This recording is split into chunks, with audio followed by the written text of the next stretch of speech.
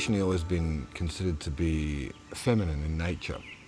People often refer to her as the mother or the grandmother because of the nurturing, protective and educational quality that comes from the medicine itself. And just like with a mother who bestows her love upon her children and bestows teaching and guidance and boundaries and the kind of things that a mother does, so similarly one could say that the medicine provides these kind of same guidelines in one's life. Spanish word is trabajo, and they often say the trabajo, let's do the work, let's go.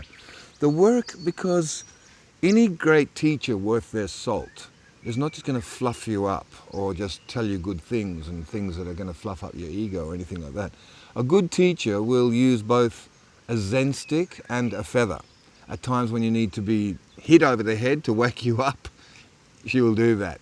At times she'll just be going, yeah, just try a little, relax a little bit more, and she'll use the feather of nurturing, of love and of giving grace. I don't believe it's for everybody. I do think it's a universal panacea for any person who is willing to meet her in the correct way, absolutely. But one needs to have done a certain amount of work upon oneself in order to approach this plant. It's a tertiary experience, not a beginner's path.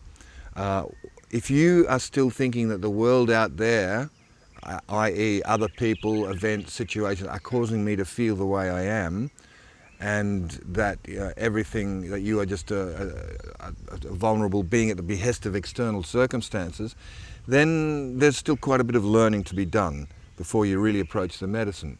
However, on the other hand, if you are willing to take full responsibility for who you are, what you feel, what you think, how you act, and be responsible for yourself, then I think you can make great advances with the medicine. I'm not saying that that has to be a precursor to approach the medicine. I'm just saying that's optimum way to approach the medicine. If you come without that awareness, but you're open or are willing to learn in humility, then that will soon be made clear to you, and you will move in a good way, in a good direction.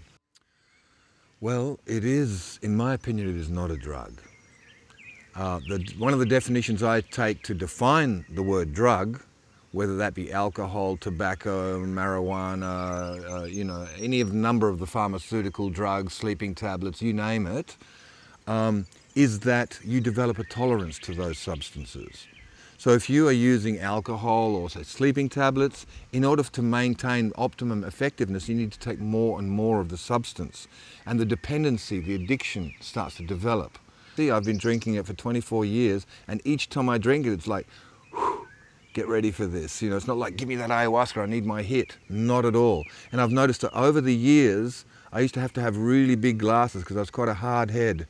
But now I can have tiny bit and go to exactly the same place. So it's the opposite, that's true.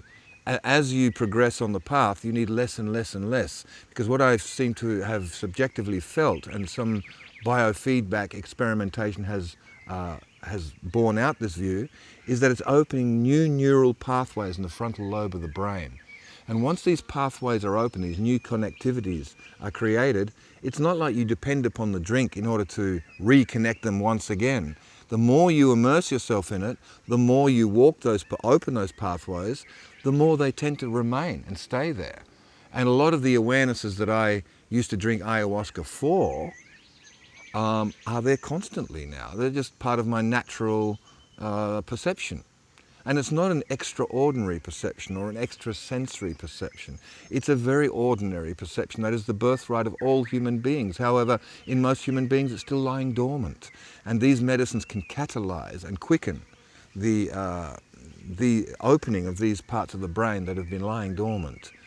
The other thing about the medicine is that, most drugs you can predict what is going to happen.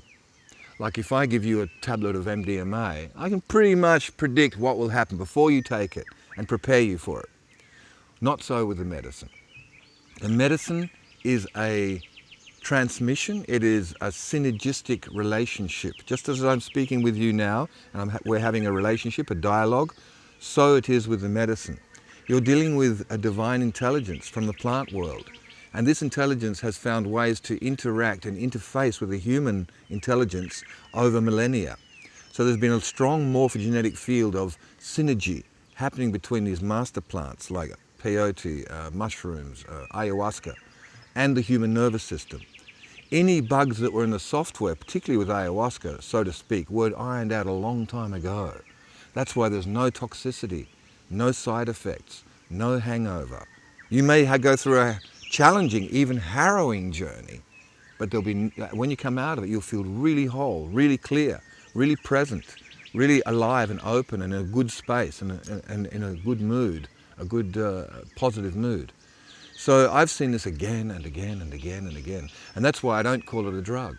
And I say it is a medicine. It's a gift of nature. It's a gift of consciousness. It is consciousness and opens the doorways into multi-dimensional realms which we are so blinkered from in our society. So it's fulfilling a much needed role, a very important transitional role as we evolve at this point in our unfolding.